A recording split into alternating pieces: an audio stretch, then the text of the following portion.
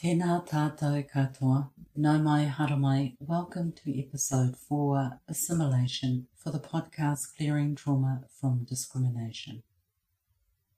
Karakia, tātai toarangi Māori, whenua Māori, tēnana, manawa, hinengaro, wairua Māori, ki te katoa, mauri ora Māori, ahau, Māori, tūtere o whiti whakamoa kia tīna, haumi e, hui e, tae ki e.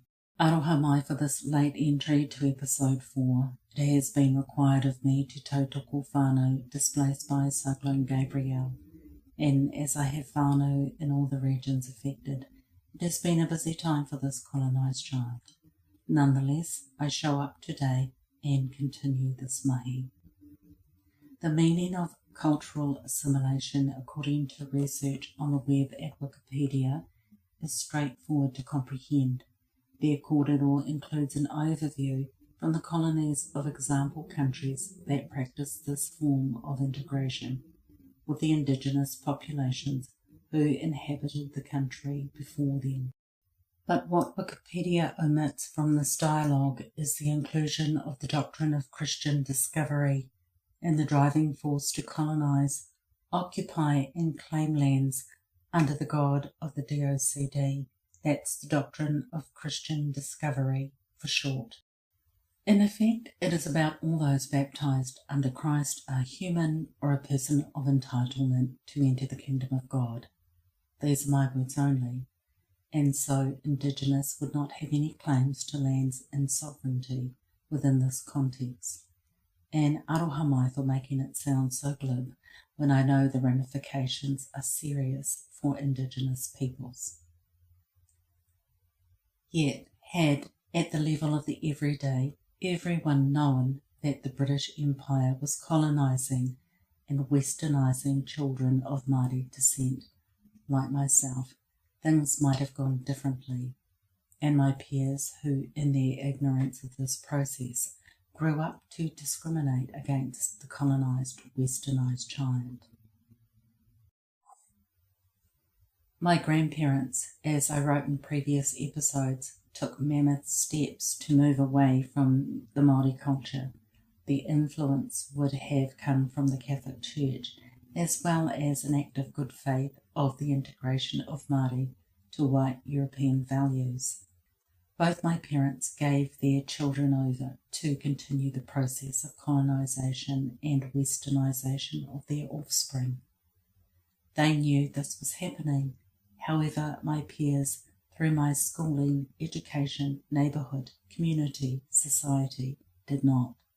They might not have been so aware of what we had to endure to become socially acceptable and socialised for the rest of the colonies, and the mantle of power for the British Empire.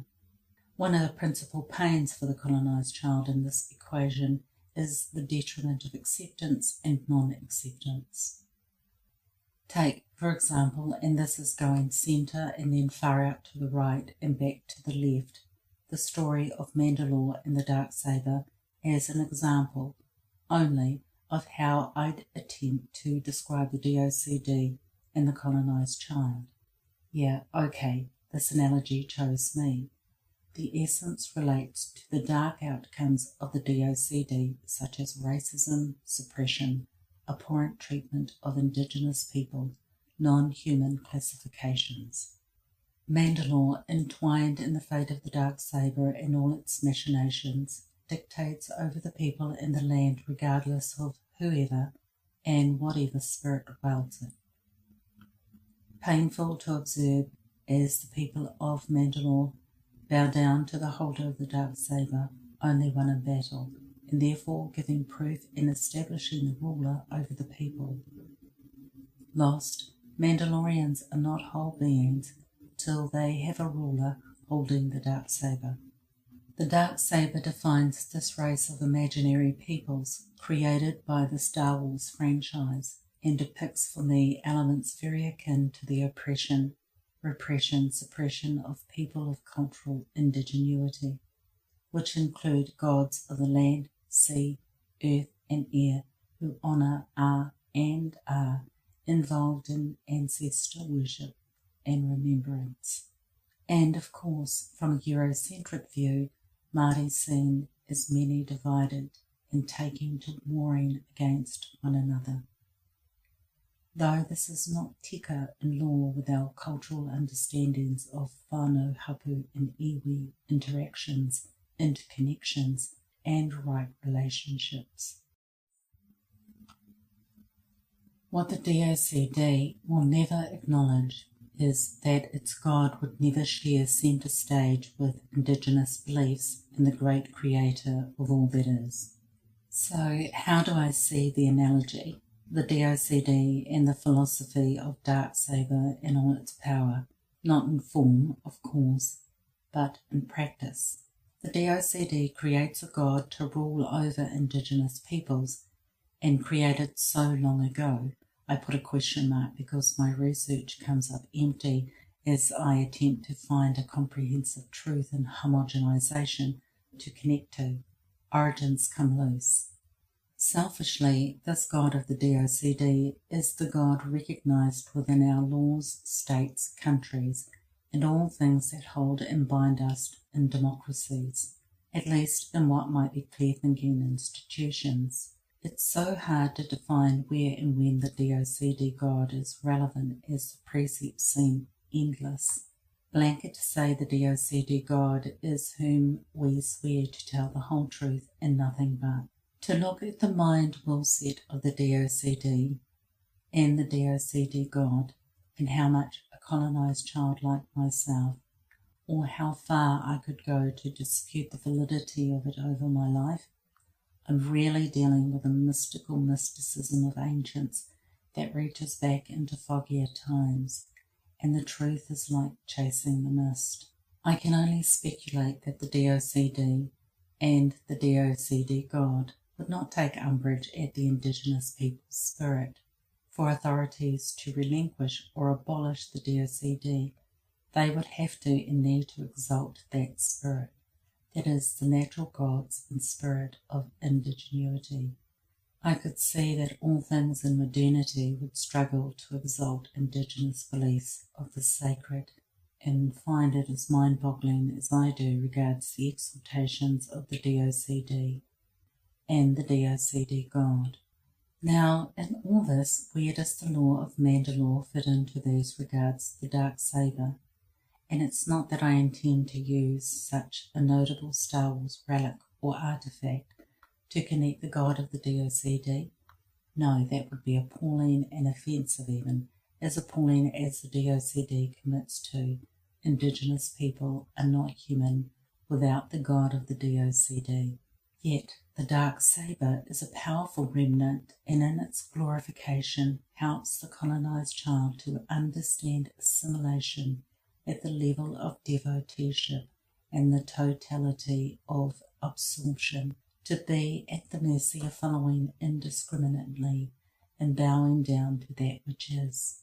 On a microcosmic level, looking at the Darksaber from a mundane reflection and the God of the DOCD, when the colonised child takes that God into their hearts and minds, they naturally assimilate and, in effect, like the one who wields the Darksaber and has dominion over Mandalore, so doth the colonised child has dominion over their base indigenous nature, that must bow down before the colonised child, whom by baptism now wields the power of the DOCD God within. Weird analogy? Well, whatever gets the colonised child through this lifetime, with or without having to traverse the path of destruction. And so to the practicalities of assimilation. Here's where this doctrine of colonisation discovery begins, and you may or may not wish to or want to take up this invitation. It is entirely your decision from your inner authority. Exercise 1. This is what I did. Take 3 pieces of blank paper, head each one thusly: preschool, primary school, intermediate, college. You can begin wherever you like and go in whatever direction you are so moved to. But what you are doing is logging what you learnt, what the lessons were about. In my experience, this was a very gratifying discovery and loosed the mechanics of colonisation considerably and without backlash. In previous episodes, I had already touched on what my learning experience was like, though I didn't include the preponderance of the small. The key to what I missed out on was the why, which we'll get back to in a moment. So you've spent time on these 3 plain pieces of paper, filling each one with your learning experience. Did you, like me, learn Pākehā instead of Pepeha? Not that any knowledge is necessarily a bad thing, like I said once before. It is when at the cost of my culture and racial identity. Because in assimilation, the identity is Western and religious, and identity is the greatest power next to love. Everyone wants to own your identity. That way they sell you anything. But first I had to be indoctrinated. Who would have thought such a dictate would cause me endless years of harm? My parents had no knowledge of this, and if they did, I believe they'd have not gone so willingly into the fold. Because there was no detriment to being colonised and westernised, it was all for my own good when held up to the analogy of the DOCD and the dark sabre. All is right by the God of the DOCD. I need it, or I would be forever not a human being. Exercise 2. Next steps. Take another 3 pieces of plain blank paper and head each one with the following titles: My home decor, my neighbourhood, my community, includes where we shop for food and clothing. List down as much as you can remember of what the environments look like. You can include whānau and people. It is important that you log what is Western European and what is ethnic tribal. Myself, I included fauna and flora. What surprised the most was the discovery of every blank wall in our home had a picture of either Jesus, Mary, Joseph, the baby Jesus, saints, and other Catholic artefacts of wooden crosses, and the Jesus in the pose of crucifixion. I surmise that as my parents worked in labour using initiative, there were only older siblings at home, and the hope that Jesus and Mary and all the regalia would keep me and my older siblings in line. Religion was mysteriously doing and providing the parenting. For well-being, it's essential not to blame our parents for not providing more Māori context to our lives and living, for also the continuity of novenas. And if you've never experienced a 9-day, 9-hour novena, oh my world, you haven't religiousified until you've done that trip. Purging out the native? Probably. Depending on background and history, our parents were participants because of the DOCD. That's the doctrine of Christian discovery. And governments, authorities, crowns had adopted this religious doctrine into their own processes centuries ago. And so my parents had little choice. I believe my dad felt really cornered for most of his adult life, at least from his 40s onwards. For him, in a landscape where he could not return to the origins and he couldn't truly work with what it delivered, a corruption of vitalities, Dad had no choice without the support, and so he opted out. He saw things and understood things at a level I didn't in my youth. It's different today because of the view of my colonised child crisis. What I searched for in this endeavour was anything that was acceptable for teaching me anything regards the culture and language of Māori. I found only the occasional street name in my surrounding neighbourhood. Food is an important topic to cover for this colonised child. In the evaluation of my doctrine of colonisation discovery, I found food connected not only to health but also to recognition of what? How was I going to make fast food owners wealthy at the detriment of my health? I knew eating habits as a younger person would be manageable till in my maturity. The habits have been easy to break as I understand the racism and inequalities towards me. As our society says, I'm Māori, and that holds stigma.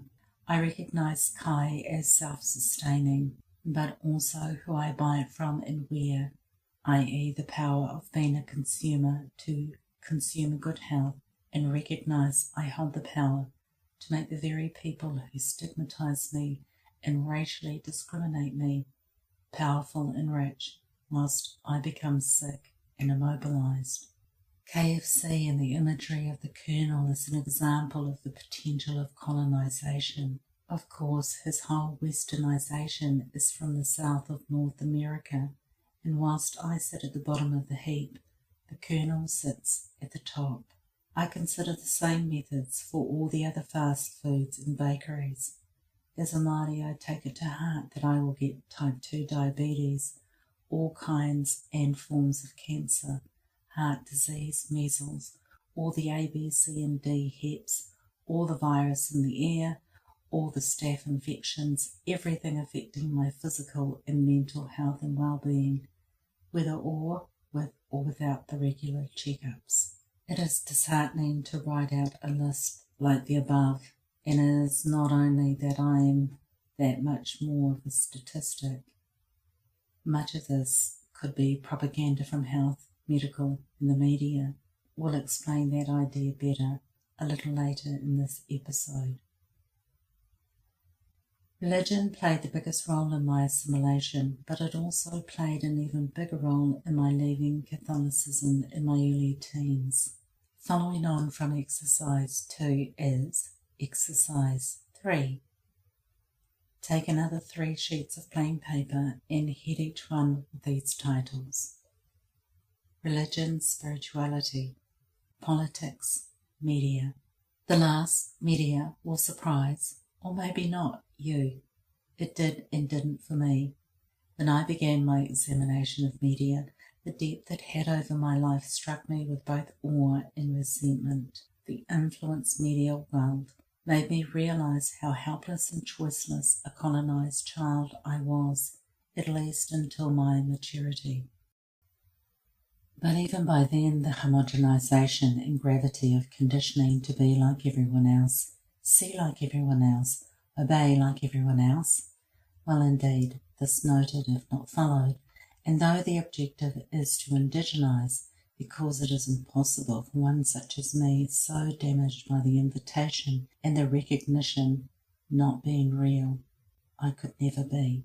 What remains? No regrets, no ties, no sorrows, only acceptance and spiritual surrender. At least, or at last, I held up the indigenous pretender within to the scrutiny of the colonisation, westernisation and assimilation truth, and realised just how profound the being of all these things, even in the face of adversity and rejection at the level of the everyday, remains committed. The recognition of all the efforts to extinguish my Māori in spite of the stigma and risk of being a potato, brown on the outside and white on the inside, something that would not become relevant to me till my late teens. The trauma of discrimination and lost identification is immense and far-reaching. I followed the doctrine to the letter, but without knowing that I was doing so.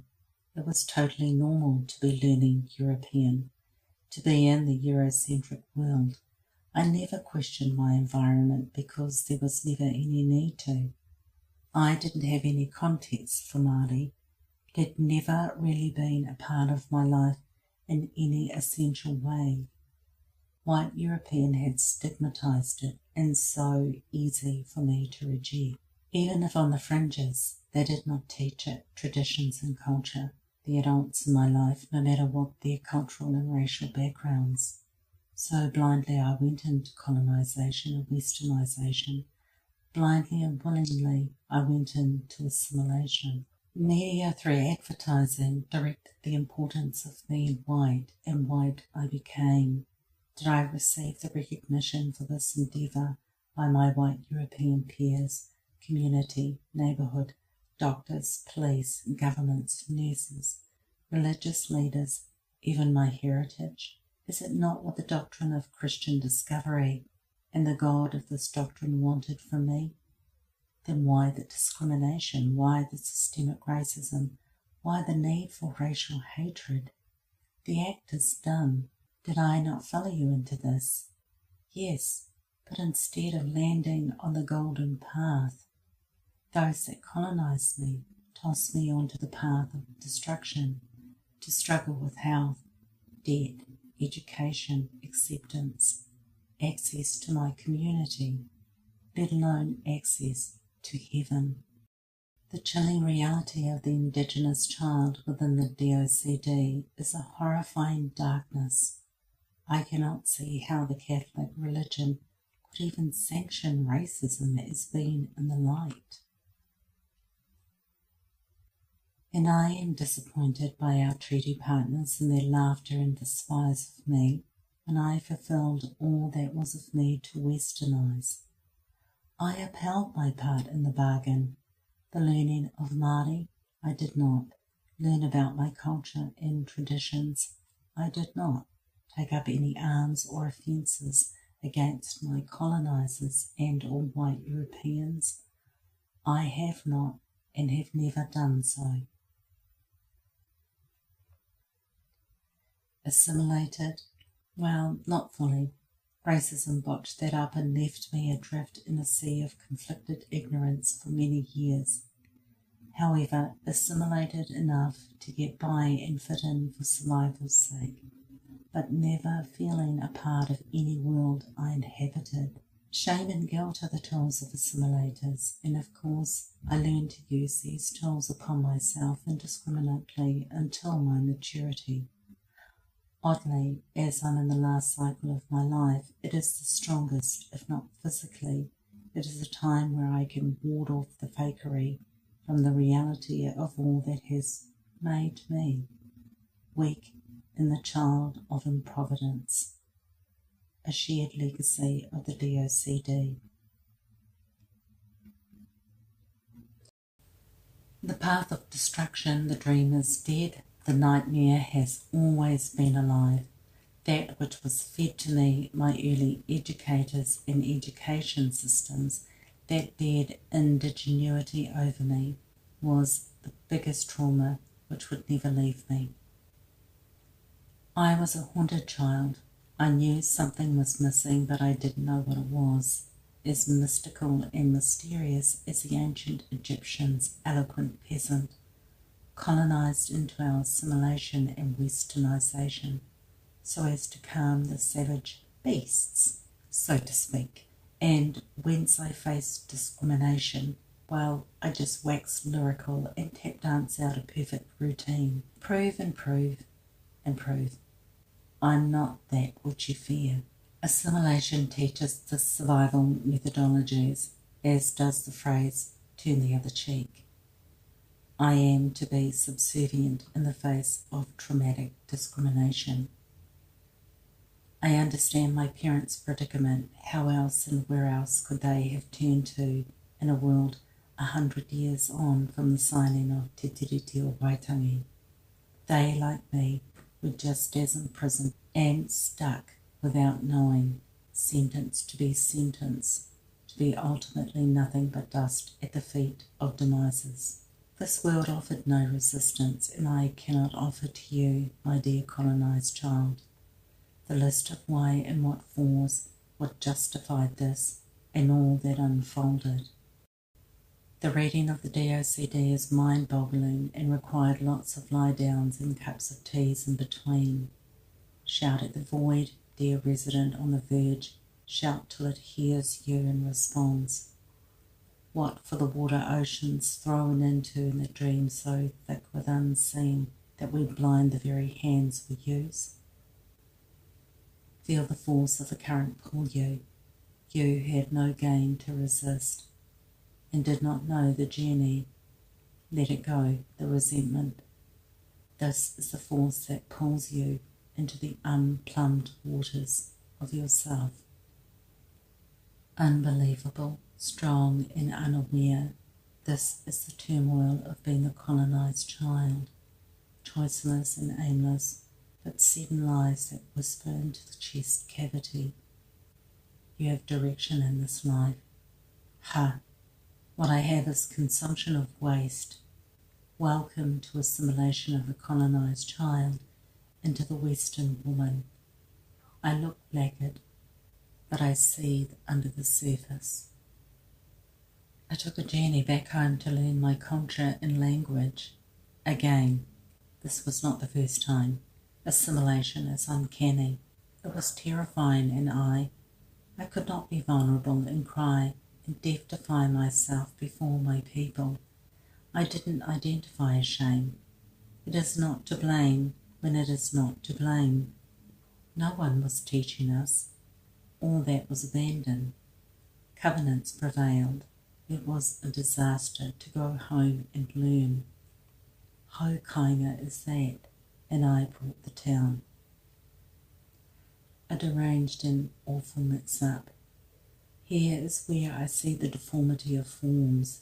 Here is where the failing lands and the openness to change begins. Then some bleak outlook on a rainy afternoon in 1975 that would bring me up short as always, like the tea bag of salt, drinkable till tasted. Western pop songs making the youth in me goofy, when the sophistication of movement in space and time is the true desire. The blonde, it seems, has so much more to offer when the eye of the object looks in that direction. And this one is unkempt and clumsy, not taught the art of wearing braces, nor loved to groom. That need is not punishable, but acknowledgement of babyhood is openly true. I know why the blonde was a desirous. My first cousin had English ancestry. Her father was from England, blonde and blue-eyed. She inherited the looks. I was jealous because I knew the privilege we had was different. Pictures of the Sacred Heart all over our house, those of Jesus and Mary. For my parents' generation, there was a lot of success, even though it was a tumultuous relinquishment of their culture and a drastic, quick colonization over a lumpy process of assimilation. Through the act of migration from the country areas to the big cities to work for money. I can't say to you this was to gain the approval of the white Eurocentric, the Catholic Church, governments and policies. Did we all unknowingly go towards assimilation for the approval of the white European systems? I was an unknown, ignorant participant in this backward glorification, and there is much to put in the corners where religion sits with my parents' efforts and the lack of lustre, a very mild terminology to use, of the pain. Just a note, in conclusion to this exercise, I didn't include social media in my examination because it wasn't a part of my sponge realities. Step 4, Exercise 4. 1. Take 3 pieces of blank plain white paper. 2. Head each paper with the following titles. Fashion, clothing. Hobbies, interests, memorabilia, sports. Language, music. Take time with this last exercise. It is informative and can show a pathway towards what will draw you within your adult life. I found the hobbies, interests and memorabilia confronting and not surprising, considering I'd had zero access and opportunity to enhance my growth with Māori. All the attributes of white European influence play out in what I was involved in. Kapahaka never featured, and if you are like me, clumsy, team sports are out, so individual pursuits like running harriers, cross-country and triathlons is the only brown face induced embarrassment in me, though I'm not sure of all the reasons. Part of it would be on me. Stigmatisation is hard to shake off. Big ticket numbers are sci-fi and fantasy. These were all the rage on TV in the late 60s and through the 70s and 80s.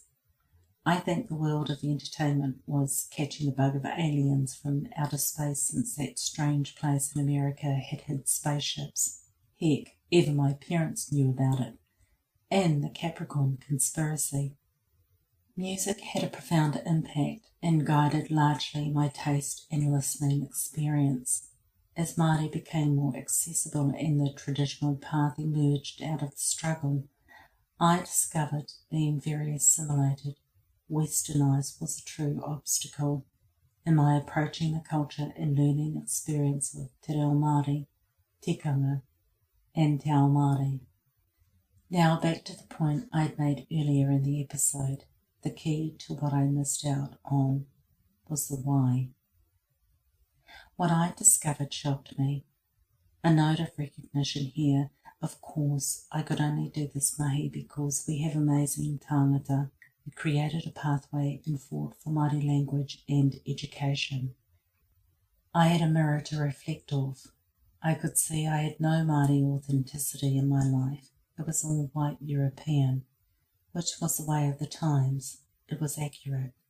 And today, as I see so many Māori who are struggling, what I gather the most from this research is that ethnic peoples in the colonies are at least 150 to 200 years behind in progress and consciousness of their demise. We are kept blinded by this. The model comes from pre-industrial to the cusp of industrialisation Britain. What does this mean? What am I saying? I am saying that we are not at equal levels to white European present day in their advantages. We are way behind the times in everything, and from the 1950s have been going backwards, showing up in lack of development, closed off opportunities, very limited access to Western collective power structures. Eventually dooming us in Britain's 1800s when we live in the 21st century. How can I traverse it interwoven dimensions? Systemic racism and good old-fashioned everyday in my face racial profiling. I had no genuine into-the-heart love for the culture, though I'd spent my entire life defending my being a Māori from racial hatred, slurs, discrimination, and the taking of our ancestral lands. I didn't feel the connection. What I felt was bitterness and feeling alone. Though I grew up hearing my parents and their siblings speak te reo, the stigmatisation of it for our generation had worked its delusion on me. So I never picked up the language, no matter how many level 1 times I attended with TWOA, TWOAAR, TWOR. One-off classes in the late 90s, learning online with books and cassette tapes. I failed repeatedly. The key I learnt, however, in my maturity was to untrick the trickery of the tricking by the trickster. And hurt I have been by my colonised child as I worked to unravel the tricks. It is a given that we emulate our abusers, who in likewise fashion have emulated theirs. And their abusers, like ours, are the colonisers. We might not possess the same colour, but we will inflict the same pain.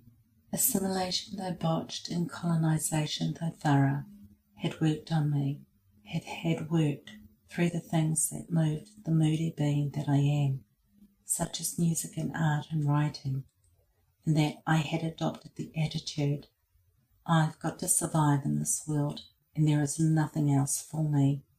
Teenage ants battling depression in an age when I wasn't recognised as a human being. So I'd never get the help I needed, and trauma from discrimination let alone the finalities of the stress, anger, racism, pressure to conform, no recognition of Māori culture, and we never listened to Māori waiata, much less heard it growing up. The assimilation had instilled the flavours and taste at the perfected times, when growing is the psychological advantage offering for the dominance to prevail, and moody beings like me are choiceless and helpless in the face of that which is actually my demise. It is my hope you will discover the mechanics of your assimilation and colonisation in the right spirit, that the dismantling will be easy and calm for you. I had often fantasized about what I would have looked and sounded like had I grown up nurtured in Te Reo Māori and the culture. But then such a fantasy is a rejection of the present me, and that is just another track. I am grateful to both my parents for all their attempts, hopes, dreams, and initiative for colonisation, assimilation and westernisation, both for their Indigenous child and for my colonised child. Aroha they will learn these caused so much tearing of spirit and pain when they were carrying the weight of this decision, and in their maturity realised that it was not too late to hold on to something even when nothing remained. I believe if our white European partners would like Aotearoa to be culturally white, this would need to be broadcasted globally so that all people know up front this time and immediately that the country is that the learning for their children is Western knowledge, and they too shall be colonised. Thank you for joining me for this episode in the podcast Clearing Trauma from Discrimination. Catch up again in May 2023 for episode 5, The Currency of Healing. This is Sienna Raymond.